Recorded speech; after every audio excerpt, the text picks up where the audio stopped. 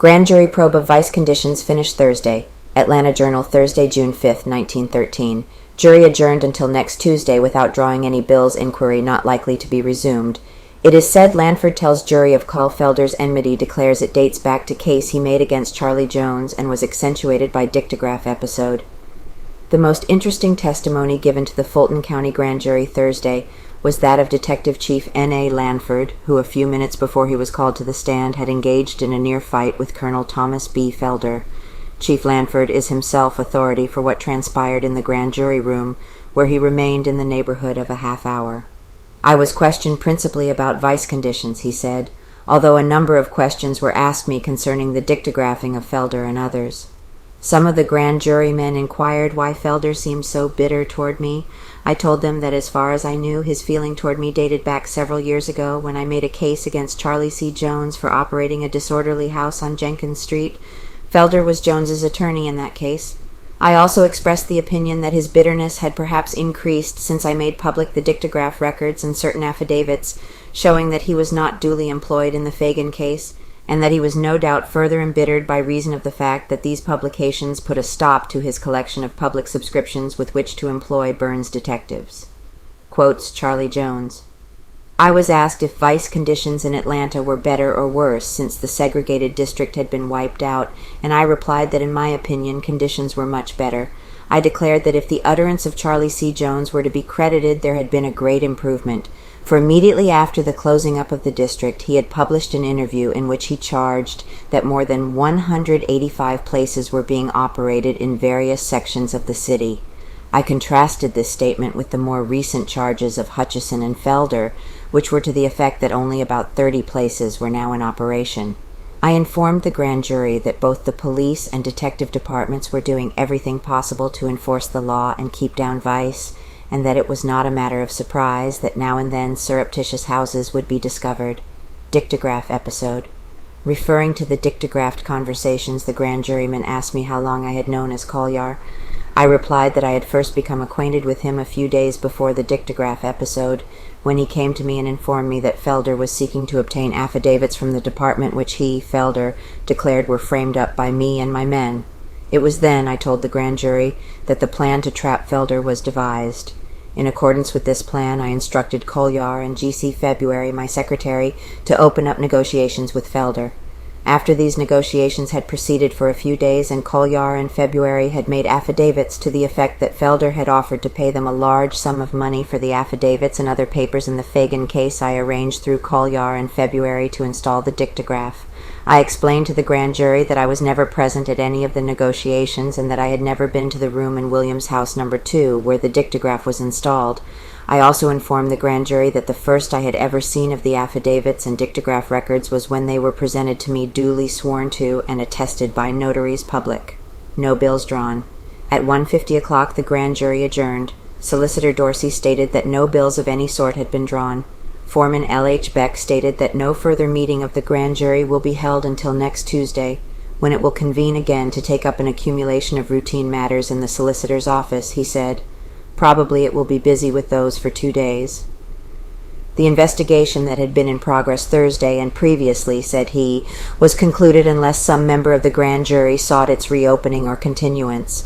The grand jury, said he, merely was following the charge given by Judge Ellis to investigate vice conditions. The grand jury took up no matter, said he, except the vice probe.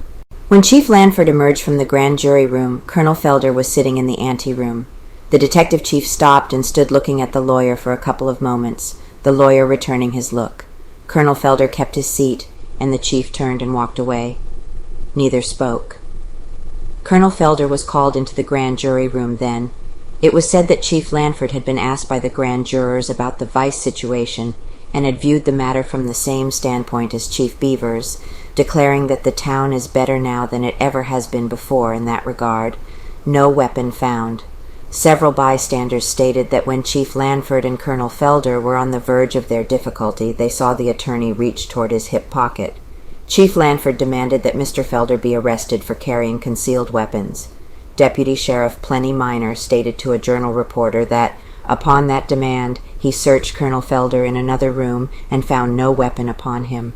Chief of Police Beavers appeared at the courthouse for a short time and replied that it is his belief that the grand jury is doing no less and no more than it ought to do, that is, it is showing a determination to get to the bottom truth of the reports and testimony before it, that the abolition of the vice districts in Atlanta has proved to be a failure, and that the segregation policy should be reestablished. These enemies who are attacking vice conditions here now will find me standing by every act I've done, said the chief. I haven't a thing to undo, and if they attack me myself, they'll find me loaded for bear. I'm not going to stand on any ceremony with any of them. Colonel Felder declared on leaving the grand jury room that he had absolutely nothing to say for publication. Collier before jury. As Collier, who became conspicuous locally when the Dictograph sensation was sprung recently, was called in next by the grand jury. He was in the jury room only a few minutes. The jury called for Solicitor H.M. Dorsey, who reappeared at the door shortly afterward to announce that the grand jury wanted to examine G.C. February, Secretary of the City Detective Department, and N.A. Lanford, Chief of that department, and that all other witnesses were excused until further notice. Mr. February was summoned from police headquarters, and Chief Lanford was readmitted to the jury room. Chief Lanford left the grand jury room about 1 o'clock, after having been inside for about half an hour. At 1:30 o'clock, Secretary G.C. February of the Detective Department left the grand jury room. All that he would say was that the grand jury had asked him about vice conditions, and he could tell them nothing. Solicitor Dorsey remained in conference with the jury, tilt with Collier. It was reported after the grand jury adjourned that a tilt had occurred between Solicitor Dorsey and A.S. Collier while the latter was being examined in the grand jury room. After Collier had answered several questions by the solicitor, the witness turned to the solicitor and demanded, "Who are you?" "Hugh M. Dorsey, Solicitor General of the Fulton Superior Court, Criminal Division," answered Mr. Dorsey with a smile. "From your questions I thought you were Felder's attorney," remarked Collier. "We'll expose Dictograph." While at the courthouse, waiting to be called before the grand jury Thursday morning, Colonel Felder announced that on Saturday afternoon he would give out for publication a statement exposing all the ins and outs and ups and downs of the recent alleged Dictograph episode. "I've got all the facts. I know the whole affair, latitudinally, longitudinally, and horizontally," declared he. "I am going to furnish to the Associated Press and all the newspapers for publication on Sunday morning the real inside of that miserable affair." Colonel Felder intimated that he expected to show that A.S. Collier obtained $500 for the part he played in the Dictograph incident, and that the alleged Dictograph records were doctored and forged. Grand jury meets. The Fulton County Grand Jury commenced the third session of its probe into vice conditions at 10 o'clock Thursday morning. While the vice probe was far from complete when the session of the grand jury commenced, witnesses in the famous Dictograph controversy were in attendance in the corridor of the grand jury room, and it was expected that this matter would be reached during the day. The witnesses subpenned in the Dictograph controversy were Colonel T.B. Felder, who was dictographed, as Collier, G.C. February, Secretary to Chief Lanford, and 2 representatives of the Journal, which published exclusively the first Dictograph record, and the story of the controversy between Mr. Felder and the police department. Among the witnesses summoned by the grand jury Thursday in connection with its vice investigation was Eva Clark. The woman Chief Beavers declares Mayor Woodward asked him to permit to move back to her old home, 95 Jenkins Street. The Clark woman did not appear, however. She sent a physician's certificate to the effect that she was ill and unable to answer the summons Thursday. The grand jury has not as yet entered into the investigation of alleged liquor traffic, either to the ordinary blind tigers or to the disorderly houses. In fact, no systematic investigation of the enforcement of the prohibition law is expected by the present grand jury. J.E. Skaggs, agent of the Southern Express County, denies emphatically that he was before the grand jury to tell of liquor shipments or anything else in connection with his company's business. Mr. Skaggs was simply a witness to an occurrence, which the grand jury was investigating in connection with its probe of vice conditions and police affairs. The whereabouts of George W. Gentry, the young stenographer who took the Dictograph records of the alleged conversation of Colonel Felder, Mayor James G. Woodward, and Charles C. Jones, is a matter of interest since other witnesses in the Dictograph affair have been summoned. Young Gentry disappeared more than a week ago, and while some members of his family admit that they are in communication with him, they refuse to tell either police or reporters where he is.